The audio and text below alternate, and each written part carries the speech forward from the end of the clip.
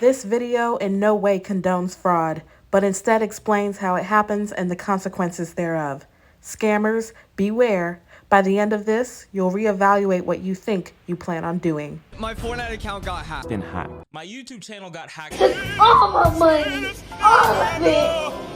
It's not funny, I I'm about to teach you how fraudsters steal accounts, and then I'm about to tell you why it ain't worth doing. It can be any kind of account. Bank, social media, cell phone, Fortnite, anything. In fact, we'll go over each of these throughout this video, but just for educational purposes, right? Because if you actually do it, you're going to jail. So go ahead and like this video and subscribe to the channel for more fraud news and analysis, because I'm about to talk about hacking, spoofing, VPNs, IP addresses, how much time you'll get. You're not going to want to miss anything. Now, stealing an account is called account takeover.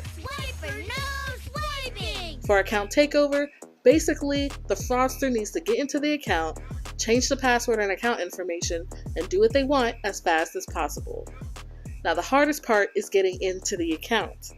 Getting into it can be tricky, but there are ways to go about it for different types of accounts. So here, I'll go ahead and break it down for y'all so you understand what's going on in the event that you're a scammer or a victim. To get a bank account, the scammer is going to need to set up a really good trap. I got a rabbit, guys. Oh, no way. Rookie scammers usually try to make up and send an email asking for account login information as if it's from the bank itself. Now, it's called phishing. And honestly, folks have really caught on to that trick, so odds are it won't actually work unless it's on an elderly victim.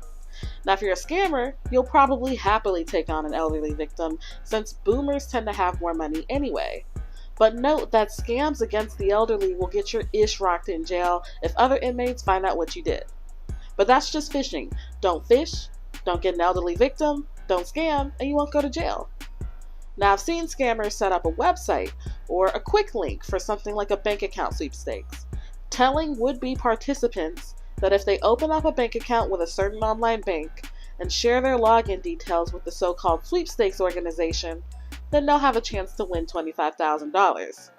This makes for an easy lick because this allows scammers to sit back and collect account information from people who are happy to hand it over. Because for real, there is no scam victim like a happy scam victim. Shut up and take my money. And it's this happy scam victim that's going to make account takeover easy on Instagram and other apps too. Because scammers do the same thing over there. They just flaunt their money and wealth and say, DM me if you want to live like this. The willing victim messages them, and then the scammer tells them that in order to get paid, the victim needs to follow their directions. Those directions might be to make a certain type of video, or to message so many friends, but they will definitely ask you or their victim to share login information, which is all the fraudster is looking for at the end of the day. The victim will share their login details and wait for even more instructions, just to later realize they got hacked and can't get their account back because the hacker changed the password. To make matters worse, the hacker or scammer will then try to sell the account back to the victim for a price, holding the account hostage until the ransom is paid. Now, doing this on a different type of account, like a phone service account, is going to look the same for anybody interested in this scheme. Somehow, a scammer just needs to get someone to give their login information. Like I said, they'll do this via sweepstakes, or by sending on Instagram or TikTok, or even by pretending to be the phone company itself. Doing this, but with the phone company, can be just as beneficial for a scammer because now they can order multiple iPhone or Android products using a person's card information and later sell those things using platforms like eBay or Facebook Marketplace to liquidate into cash. Now, account takeover is just a criminal typology. When a scammer goes to court, they're not necessarily getting charged with account takeover. No, that's because account takeover typically falls under wire fraud. Wire fraud is defined as financial fraud involving telecommunications or information technology. This is likely what a scammer will be charged with if they do this scheme, but that's if they get caught in the first place.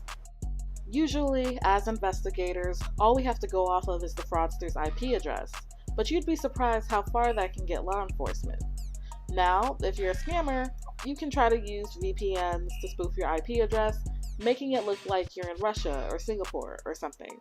But still, even with these tricks, you'll be tracked down and charged for your crimes because banks and law enforcement have ways to reverse engineer whatever it is you think you're doing.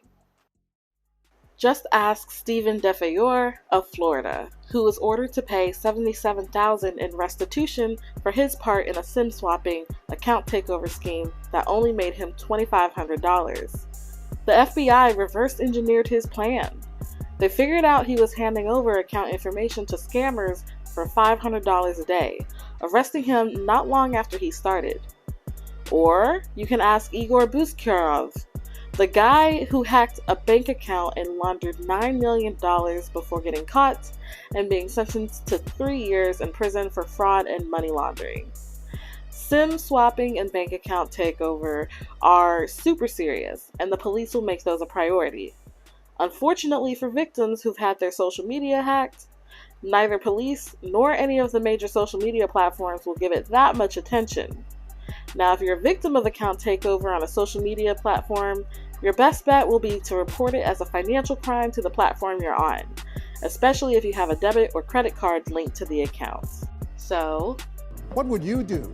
If I were a scammer, I'd probably take someone's social media account, since that's the least investigated type of account takeover, but that's also the least likely to get you anything of value. If you're a scammer and you take over someone's TikTok, for instance, what are you really gonna get? All you'll do is ruin someone's day. And the other types of account takeover aren't worth doing because, yeah, you might get a little extra cash, or even a lot extra, but it ain't worth looking over your shoulder all day, because that sure is what you're gonna be doing every single time a cop car passes by. So then why am I telling you this? Well, every time we share secrets from the highly sought after 2022 Fraud Bible, we take some of the value out of it. Why purchase the Bible when the game is already public knowledge? By taking the value out of the Fraud Bible, we stop putting money in the hands of those who make their living in the black market. So if you want more fraud news and analysis, then go ahead and press that like button and subscribe to the channel. Until next time, stay out of trouble. I get this DM on Instagram from somebody who I previously had conversations with, but we were not ever friends. I never met this person in real life, but we were friends on social media. They would, like my stuff, whatever the case is. So they sent me this DM saying, hey, I want to win something in this contest. Can you please vote for me? I need your vote or whatever. And I was like, being the nice person that I am, I was like, okay, cool. What do I have to do? They were like, okay, you're going to get a text message and you have to screenshot the message and send it to me. Lo and behold, that message was a link to reset my Instagram password and username and everything, my email, everything. So within 5 minutes, this person changed my email and phone number, and I could not get back into my account. They also added two-factor authentication, so I legit cannot even log into my account. And when I would type my username and my password, it would say incorrect password, and then when I tried to reset it, the email and phone number are no longer linked to my account. I did not click it.